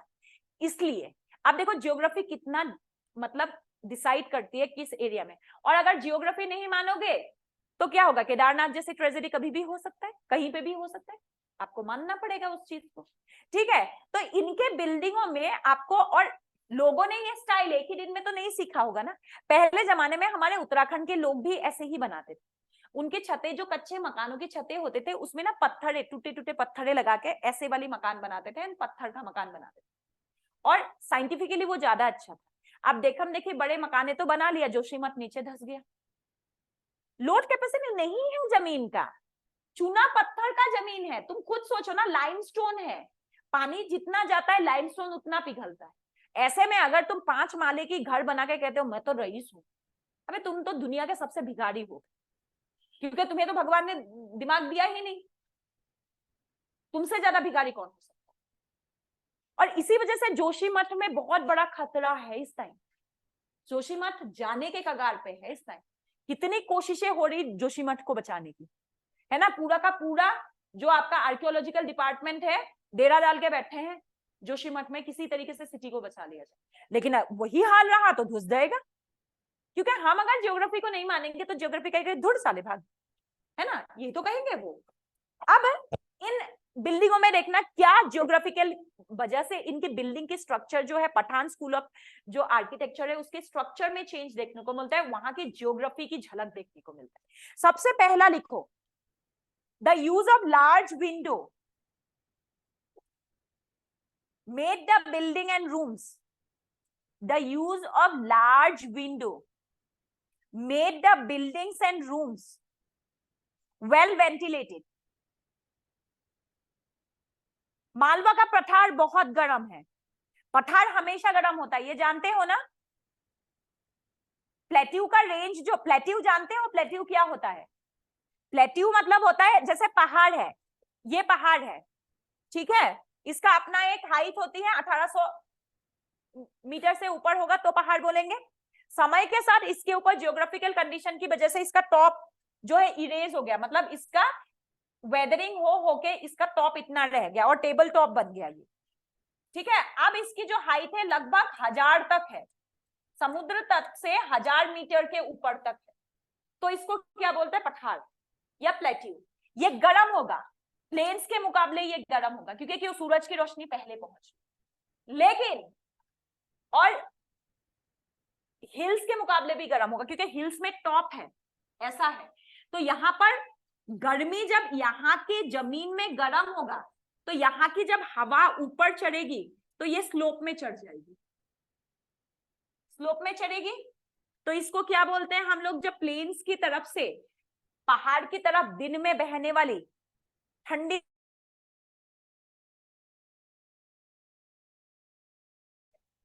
दो है, सी ब्रिज लैंड ब्रिज तो सी में होता है, माउंटेन ब्रिज तो रात को होती है, माउंटेन की तरफ से प्लेन्स में जाते हैं, तो इसको क्या बोलते हैं। आप प्लेन ब्रिज मत बोलना, प्लेन ब्रिज नहीं बोलते, ज्योग्राफी तो हो गई है ये सेक्शन। तो सहारनपुर की तरफ से देहरादून की तरफ अभी अगर आप ये बिल्डिंगें ना हो, या फिर आप साई मंदिर के पास जाके खड़े हो जाओ, क्योंकि दिन का समय है, तो आप अगर मसूरी की तरफ मुंह करके खड़े हो जाओ, आपकी पीठ में हवा लगेगी, और अगर आप मसूरी में भी खड़े हो गए, मसूरी में आप अगर देहरादून की तरफ मुंह करके खड़े होंगे, आपके मुंह पे हवा लगती है। और वहीं पर उसी पोजीशन में माल रोड पे हमने देहरादून को देखते हुए खड़े हो गए, तो रात हो जाएगी तो आपकी पीठ पे लगती है हवा। Ma'am leeward side and windward side, rain shadow area. Leeward side, leeward lean, ठीक है, तो इसको क्या बोलते हैं, लीवर्ड विंड। ठीक है, प्लेन्स की तरफ से इधर के साइड हवा चलती है, तो हवा ऊपर चढ़ गई तो पहाड़ हो गया ठंडा मस्त एकदम। धूप लगती है, धूप तीखी पड़ती है, लेकिन फिर भी धूप नहीं लगती क्योंकि हवा चलती रहती है। यहाँ कौन कौन है जो जॉर्ज एवरेस्ट गए हो? जॉर्ज एवरेस्ट में बाकी नहीं गए हो, चलो कोई नहीं, ऐसा ही समझ लो ये माउंट एवरेस्ट है।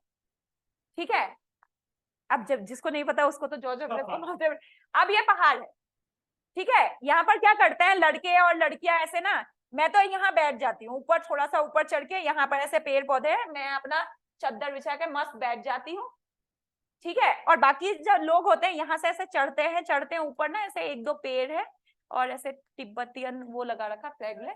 ठीक है, यहाँ से जाके यहाँ पहुंच जाते, अब जब पहुंच जाते हैं, अब यहाँ पर है देहरादून। ठीक है, अब जो होते हैं बादलें जो होती है ना, इधर के साइड चढ़ती रहती है, बहुत टाइम ऐसा लगता है दिन में बादलें चढ़ती है, एकदम सामने से चढ़ती है। वो किसकी वजह से? क्योंकि सहारनपुर वाला क्षेत्र गर्म हो रहा है, प्लेन्स गर्म हो रहा है, तो प्लेन्स की हवा जब गर्म होगी ऊपर अपलिफ्ट होगा, अपलिफ्ट होके उधर किस साइड जाएगा, जहां ठंडा है, तो ठंडे के साइड जाने के लिए जाएगा, तो ये पहाड़ का स्लोप मिला, यहाँ चढ़ गया, वो स्लोप पे हवा ऊपर चढ़ती है, तो ये पूरा एरिया ठंडा हो जाता है। आ गया समझ में? अब ये एरिया मालवा रेंज है, तो यहाँ पर इसके ऊपर एक बिल्डिंग बना हुआ है, बहुत गर्म होगा, बहुत गर्म होगा। इस गर्मी को रोकने के लिए उन्होंने बड़ी बड़ी क्या कर दिए है, विंडो बना दिए, जिससे क्या है खूब हवा चले और उनको थोड़ी राहत मिले। दूसरा पॉइंट लिखो, the Pavilion were lightly arc. Pavilion, Pavilion क्या होता है? पेविलियन क्या होता है यार? क्रिकेट में पेविलियन लिखा है, ऐसी तरीके से उसको प्रॉपर प्रोनाउंसिएशन पेविलियन होता है। ठीक है, वो हिंदी में पवेलियन बोलते हैं,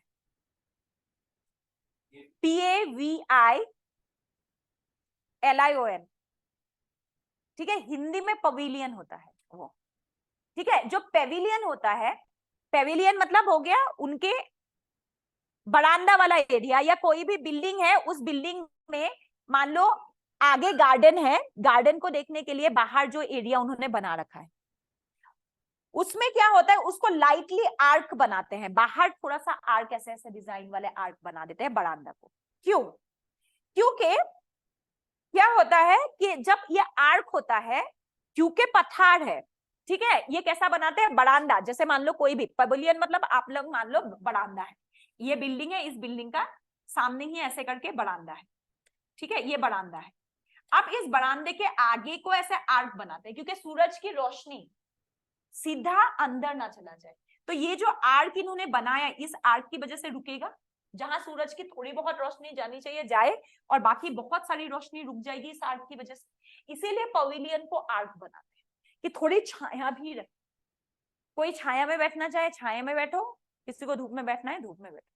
ठीक है, लिखेंगे, the pavilions were lightly arc which made lightly arc, which made them airy and cool. Airy, हवादार, AIRY, airy and cool. Ma'am lightly के बाद रिपीट कर दीजिए। Lightly arced, ARCHED, arced. Okay. ठीक, उसे ठंडा रहेगा। ठीक है, उसके बाद लिखेंगे artificial reservoirs known as bodies.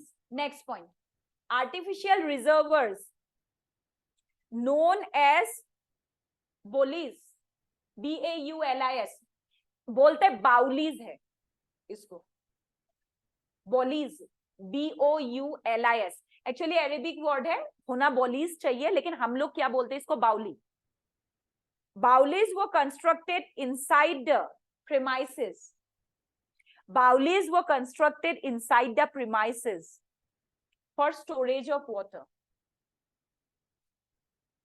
मतलब घर के अंदर एक आर्टिफिशियल कुआं टाइप का बना दिया और उसमें पानी जमा करके रखते हैं. ये क्या बात हुई, घर के अंदर क्यों बनाया, बाहर क्यों नहीं बनाया? अरे पठार है और पीछे क्या है, रन ऑफ कच्छ, और उसके आगे डेजर्ट. बाहर बनाएंगे सारा पानी उड़ जाएगा, इवापोरेट हो जाएगा. इसी वजह से घर के अंदर बनाते हैं, रिजर्वर ऑफ वाटर. उसके बाद inside the premises for storage of water. उसके बाद लिखेंगे always use local material. Always used local material.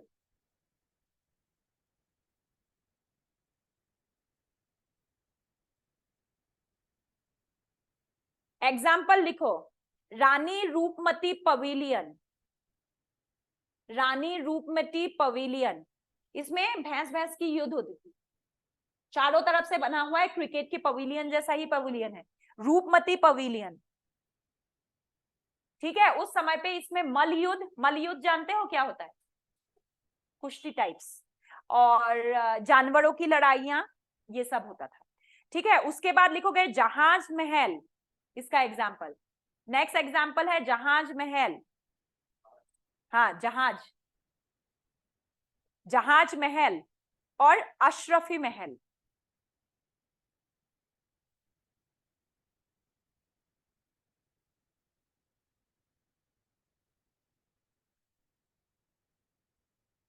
अब जो आ रहा है आज का लास्ट है, वो है बीजापुर स्टाइल. ठीक है, बीजापुर स्कूल मुझे बहुत पसंद है, ये सबसे प्यारा लगता है मुझे. वैसे अगर आप देखोगे तो इसमें सबसे ज्यादा अगर आप कहोगे लेविश या फिर लग्जरी कौन सा है, तो लग्जरी कौन सा था, मीनार वाला, मतलब जौनपुर का. ठीक है, लेकिन प्यारे प्यारे डोम्स होते हैं, मुझे पसंद है बीजापुर स्टाइल, मतलब मुझे इंडिविजुअली पसंद. इसका एग्जाम्पल है गोल गुंबज. गोल गुंबज किसने देखा है, पहले बताओ. गोल गुंबज देखा है ना, बहुत प्यारे प्यारे गोल गोल मकान होते हैं. ये मेरा ही बज रहा है, किसका, कौन अलार्म लगा के आ रहा है क्लास में? ये मेरे साथ भी होता है. 1490 से 1656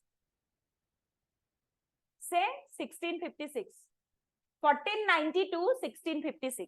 अच्छा, patronised by Adil Shahi dynasty of Bijapur. Patronised by, मैं पहले लिखा लेती हूँ फिर समझाऊंगी. ठीक है, patronised by Adil Shahi dynasty of Bijapur.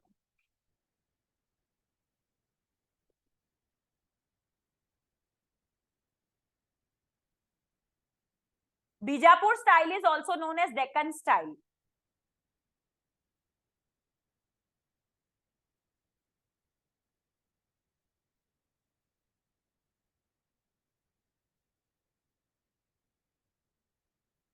Deccan style बोलते हैं. इसमें क्या होता है, इसमें गोल गोल से होते हैं बिल्डिंगें, बहुत क्यूट क्यूट गोल गोल से बिल्डिंग होगी. अकेला नहीं होगा, कम से कम 3 होना चाहिए. ऐसा ना, गोल गोल गोलू मोलू से बिल्डिंग होंगे, ऐसे गोल गोल गोल. ये बिल्डिंग है, इसके अंदर फ्लोर्स हो सकते हैं. ये वाला स्टाइल बड़ा अच्छा लगता है. हाँ, गोल गुंबज इसका एग्जाम्पल है बीजापुर में, है ना. तो ये वाला स्टाइल जो होता है, इसको कहते हैं बीजापुर स्टाइल. ठीक है, लिखेंगे they constructed a number of mosques, palaces,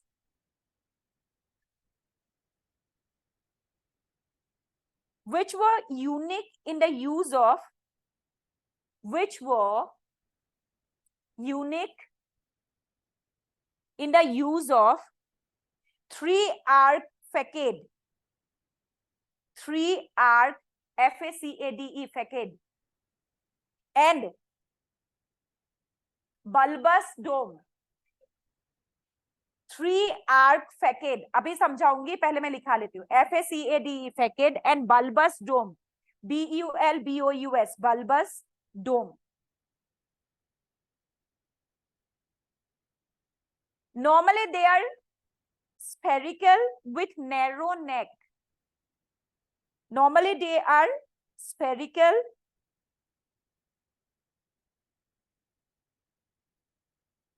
with narrow neck.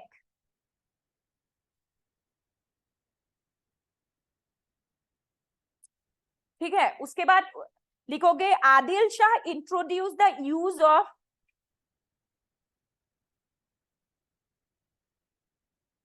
Adil Shah introduced the use of cornices, CORNICES, cornices in the buildings. NICES, cornices in the building.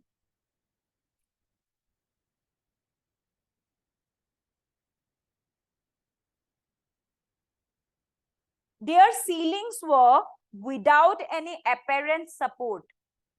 Their ceilings, the ceilings of the buildings, likho. The ceilings of the buildings were without any apparent support.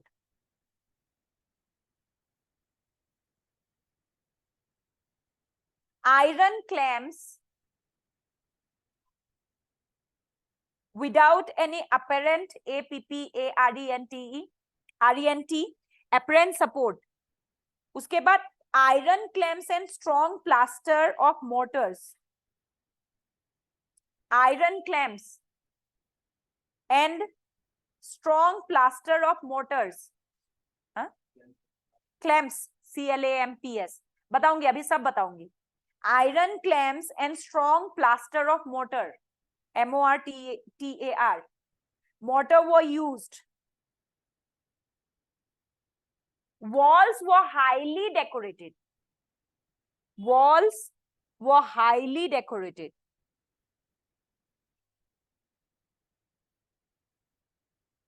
देखो, building देखेंगे, ठीक है. 3 arch फैकेड तो पता चल गया, 3 तो कम से कम होंगे ही गोला.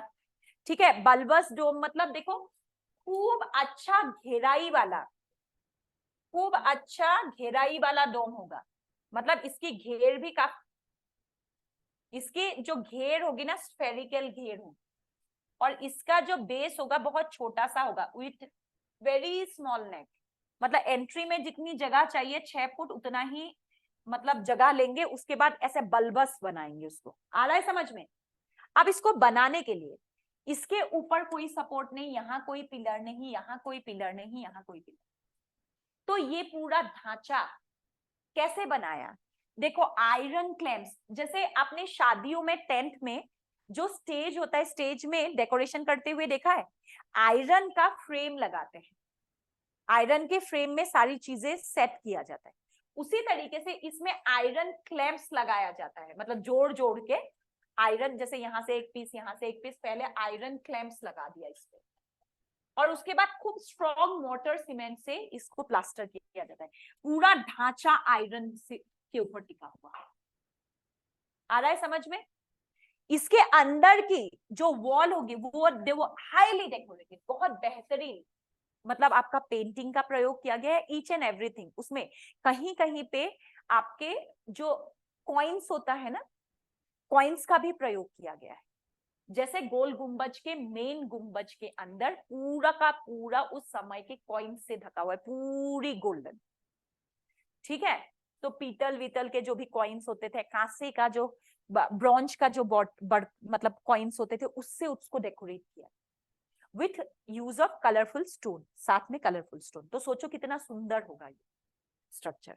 ठीक है. आ गया समझ में गोल गुंबज? ठीक. अब हम कुछ प्री के क्वेश्चंस को अटेम्प्ट करने की कोशिश करेंगे, जिसे हम देखेंगे तुमको आ रहा है नहीं आ रहा है. पहला क्वेश्चन,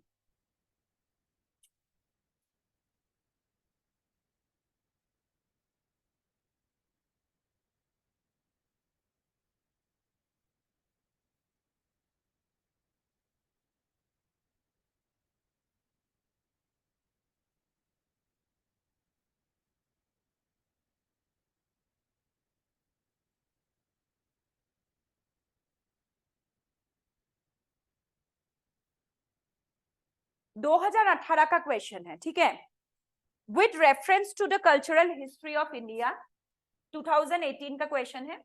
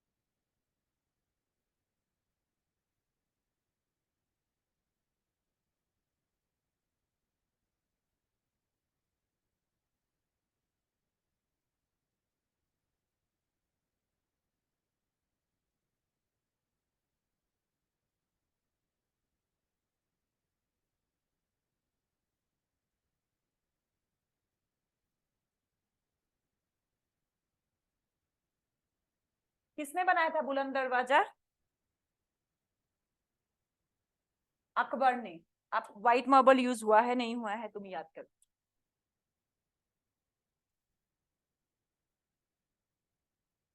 पहला स्टेटमेंट। एक तो यूपीएससी के क्वेश्चन इतने लंबे चौड़े होते हैं, लिखते लिखते हाथ दर्द हो जाता है। दूसरा क्वेश्चन, दूसरा स्टेटमेंट, ये तो मुगलों का ही लगभग हो गया। रेड सैंडस्टोन, सैंड,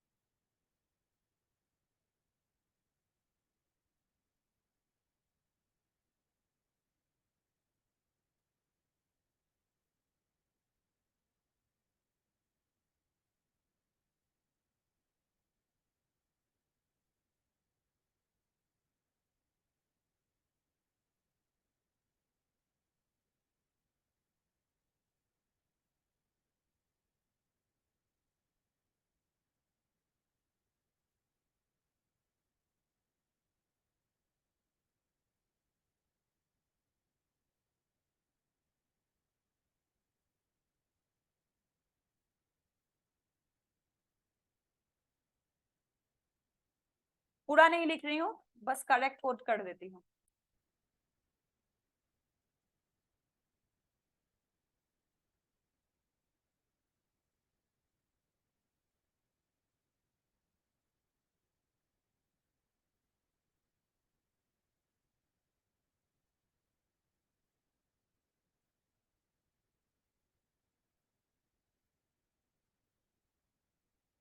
पहला क्वेश्चन, बड़ा इमामबाड़ा कौन से कलर का है? ये हमने तो देखा ही नहीं है, बड़ा इमामबाड़ा है ना, व्हाइट कलर का। बड़ा इमामबाड़ा व्हाइट कलर का है। तो फिर पता चल गया होगा। Ma'am two only only. Only two कैसे सही होगा? बड़ा इमामबाड़ा व्हाइट कलर का है। Neither one not two. क्या बुलंद दरवाजा व्हाइट कलर का नहीं है? एक क्वेश्चन अब आता है। No it is red. Red colour, red sandstone से बना हुआ है बुलंद दरवाजा। बड़ा इमामबाड़ा व्हाइट कलर का है, मतलब मार्बल का बना हुआ है।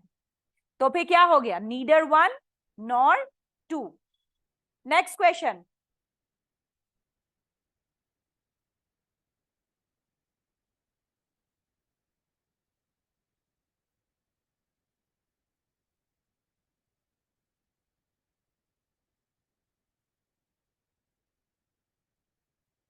हो गया सबका? पहला,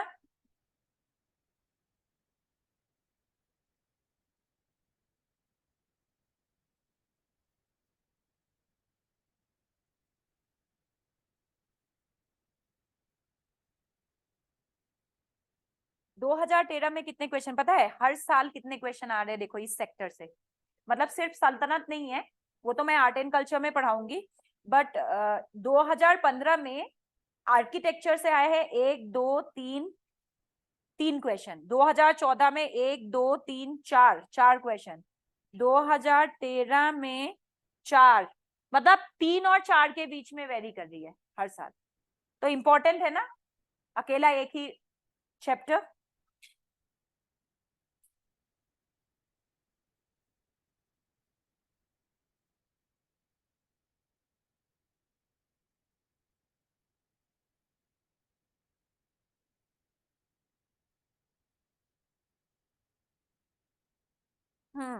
अब लिखो जरा एक क्वेश्चन और। ये है 2006 का। अच्छा लगा तो लिख, बोल दिया। Maths the following. लिस्ट 1 में लिखो गोल गुंबज,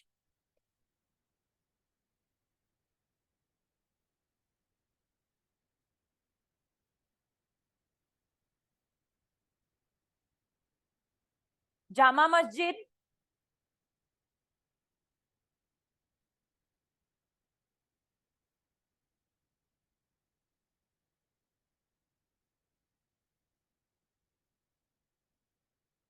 रूपमती पेविलियन,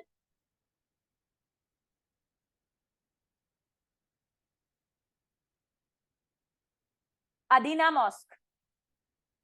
एक के नीचे एक लिख लिया।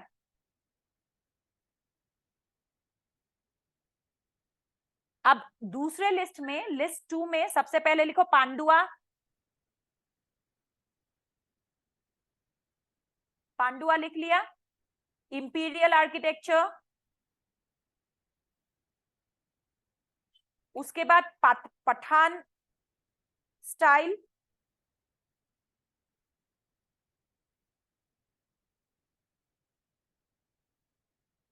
Pathan style, Shahi style, Shahi style of architecture. आप बताओ जरा, मैं नहीं करूंगी, खुद कर लो। अब कोड नहीं दूंगी, खुद मारना जरा लाइन। सबसे पहले मुझे बताओ, सबसे पहला क्या है?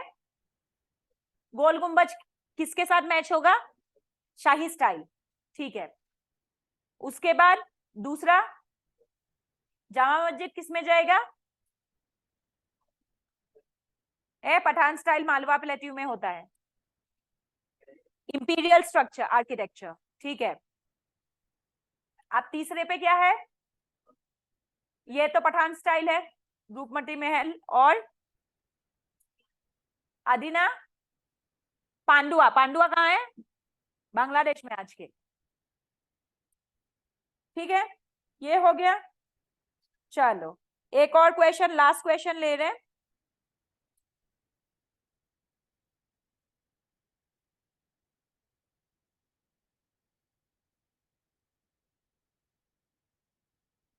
देखो द नगारा, 2012 का क्वेश्चन है।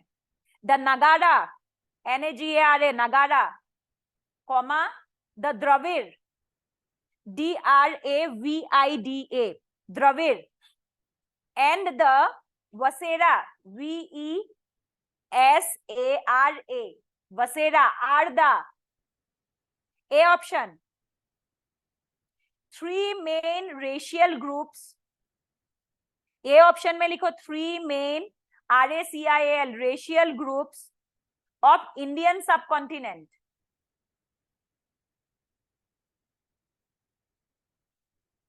बी ऑप्शन में लिखो 3 main linguistic division. 3 main linguistic division मतलब लैंग्वेज वाइज डिवीजन जो होता है, लिंग्विस्टिक। तीसरा 3 main style of Indian temple architecture. 3 main style of Indian temple architecture. और डी आर्किटेक्चर, और डी 3 मेन म्यूजिकल घराना। घराना प्रिवेलेंट इन इंडिया। अब इसका तो तुम सभी कर लोगे, है ना, ये तो तुम लोग कर लोगे। तुम न्यू स्टूडेंट हो ना, तुम्हारा पहला दिन है आज, सेकेंड डे है। देखो हम लोग क्या कर रहे थे, मुगल खत्म कर दिया था, और मुगलों के बाद मुगलों ने जो सामान बनाया, कैसा कोई बिल्डिंग बनाया, किस डिजाइन का है, वो पढ़ रहे थे, ठीक है। और मुगलों के समय मतलब मेडिवियल तो हमारा खत्म हो गया था, तो मेडिवियल में हमने सबसे पहले पढ़ा वो सल्तनत के राजाओं ने जो बिल्डिंग बनाया वो कैसे डिजाइन का था। आज तुमने देखा उस समय पे जब इल्तुतमिश या कुतुबुद्दीन ऐबक दिल्ली में बैठे हुए थे, तो अगल बगल में भी तो राजा थे, उन्होंने जो बिल्डिंगें बनाई वो कैसी थी, समझ पा रहे हो। और कल हम पढ़ेंगे वही मुगलों की बिल्डिंग कैसी थी, ठीक है। यहां से क्वेश्चन डायरेक्ट आता है। अब ये तो सबने कर लिया होगा, अगर किसी को नहीं पता है तो उसको बता देती हूँ। देखो नगाड़ा स्टाइल मतलब क्या हो जाएगा, नॉर्थ इंडिया का स्टाइल, जहां मंदिरों का ऊपर थोड़ा इंडो इस्लामिक क्या दिखने को मिलता है, प्रभाव देखने को मिलता है, ऐसा चोंच निकल जाती है। ये बगल वाला मंदिर देखो जरा, कैसे देखोगे, यहां से बाहर से देखना जाके, ठीक है। वहां का चोंच थोड़ा सा ना ऐसा ऊंचीला चोंच बनाते हैं, बट थोड़ा सा इस्लामिक स्टाइल देखने को। इस्लामिक स्टाइल में क्या होता है, ऐसा बनाता है एकदम कमल, एकदम लोटस। हिंदुओं के मंदिर का टॉप जो होता है कंप्लीट लोटस नहीं होता है ना। ये हो गया। उसके बाद क्या होगा, ये मेन गंधर्व गृह हो गया, इसके बीचों बीच में भगवान जी को रखा जाता है, और चारों तरफ से तुम चक्कर काट सकते हो, हे शिव जी करके चक्कर काट काट के तुम पूजा करो, कोई दिक्कत, ठीक। नगाड़ा स्टाइल हो गया, ठीक है। उसके बाद आते हैं द्रविड़ स्टाइल। मेन क्या होता है, ऐसा शिखर बनता है, मतलब ऐसे स्टेप स्टेप स्टेप स्टेप भी हो सकता है, जैसे साउथ इंडिया में होता है, मंदिरों में शिखर होता है। अब ये मेन गंधर्व गृह है, चारों तरफ बरामदा होगा प्रेयर के लिए, इधर भी होगा, इधर भी होगा और उधर भी होगा, और चारों तरफ से उस गंधर्व गृह में एंट्री होती है। उसमें भी एक वो होता है, नॉर्मली मोस्ट ऑफ द जो मंदिर होता है उसमें द्वारपाल के रूप में कोई एनिमल होता है। द्वारपाल मतलब सिक्योरिटी गार्ड। जैसे अगर शिव जी का मंदिर है तो नंदी बैठा मिलेगा, ठीक है। कहीं पे आपको मिलेगा, गणेश जी नहीं बैठते ऐसे, और कौन है, विष्णु के मंदिर में कछुए, हाँ कछुए मिलते हैं, ठीक है। उसी तरीके से अगर आप जगन्नाथ मंदिर में जाओगे तो रथ के पहिए, वो तो क्योंकि वो क्या हो गया, बसेरा स्टाइल हो गया, तो उन्होंने एनिमल्स को छोड़ के दूसरे को। और वो कहाँ होता है, आंगन में, मतलब इन जो बरामदा होता है, बरामदा के बाहर ऐसे ना एकदम प्यारा सा नंदी जी बैठे रहते हैं वहां पर, और सब अपने कान में फुसफुसाते हुए चले जाते हैं, नंदी तो क्या कर रहा है, ऐसे करके लेफ्ट कान में फुसफुसाना होता है, अच्छा ठीक है। चला जा, विश मांग के आ जरा। मैं तुझे एक मंत्र बताती हूँ, वो मंत्र अगर सही समय पे तुमने गा लिया तो यूपीएससी का पेपर बहुत कम है, लेकिन मुझे गाना भी नहीं आता और मुझसे मंत्र भी नहीं पूछना, रिसर्च कर लेना। मतलब एग्जैक्ट टाइमिंग होती है, 108 श्लोकों का एक मंत्र है। वो मंत्र है आपके अष्टधाई के, पाणिनि ने जो अष्टधाई लिखा है, अष्टधाई एक मंत्र है, ठीक है। और उसका सही pronunciation 108 bar daily with 108 second में गाना होता है। ऐसा कुछ करने से सब कुछ प्राप्ति होती है, गा के देख लेना। हाँ ट्राई मारना पड़ना, ट्राई करके देखना। वो तो यूपीएससी बहुत छोटी चीज है, लेकिन उसको प्रोनाउंसिएशन करने के लिए पूरा संस्कृत सीखना पड़ेगा ना, क्योंकि वो संस्कृत का व्याकरण है। पहले संस्कृत सीखो, फिर मंत्र सीखो, फिर 108 बार गाना, 108 दिन गाना, दिन में 108 बार गाना है, 108 सेकंड में गाना है, और 108 दिन तक गाना है। आपको सब कुछ मिलेगा। उस मंत्र पे सिद्धि प्राप्त है, वो सिद्धि प्राप्त मंत्र है, लेकिन उसके लिए फिर वो कंप्लीट संस्कृत का व्याकरण है। क्या कर सकते हो तुम बताओ, ठीक है। ये हो गया। अब आता है बसेरा स्टाइल। इन दोनों का मिक्स कह लो। जैसे बंगाल के उत्कल के क्षेत्र में जो स्टाइल है, उसमें मंदिरों का शिखर जो होगा वो ऐसा ही होगा, ठीक है। एकम्पेनिड बाय उनका गंधर्व गृह में भगवान जी को बीच में रखा जाएगा। जगन्नाथ जी के भी चक्कर काट सकते हो, जैसे वैष्णो देवी के हम चक्कर काटते हैं, ऐसे ही जगन्नाथ जी के भी चक्कर काट सकते हो। उसमें क्योंकि मिक्स है तो इसमें क्या होगा, आगे बरामदा, इधर बरामदा, उधर बरामदा होगा, और द्वारपाल भी होगा, लेकिन द्वारपाल एनिमल नहीं होगा, ठीक है। द्वारपाल में अलग होंगे। जैसे वसेरा स्टाइल में आपने जगन्नाथ देख लिया और सोमनाथ देख लिया, ठीक है, तो वहां एनिमल नहीं है। एक में तो सुदर्शन चक्र है, एक में रथ है ना, जगन्नाथ में रथ है, ठीक है, तो वो द्वारपाल है उनका। आ रहा है समझ में? ये 3 स्टाइल है आर्किटेक्चरल, मेन आर्किटेक्चरल स्टाइल है मंदिरों का। आप मंदिर देख के भी बता सकते हैं, अच्छा बेटा ये द्रविड़ लोगों ने बनाया, अच्छा बसेरा स्टाइल पालों ने बनाया, गंगपाल ने बनाया।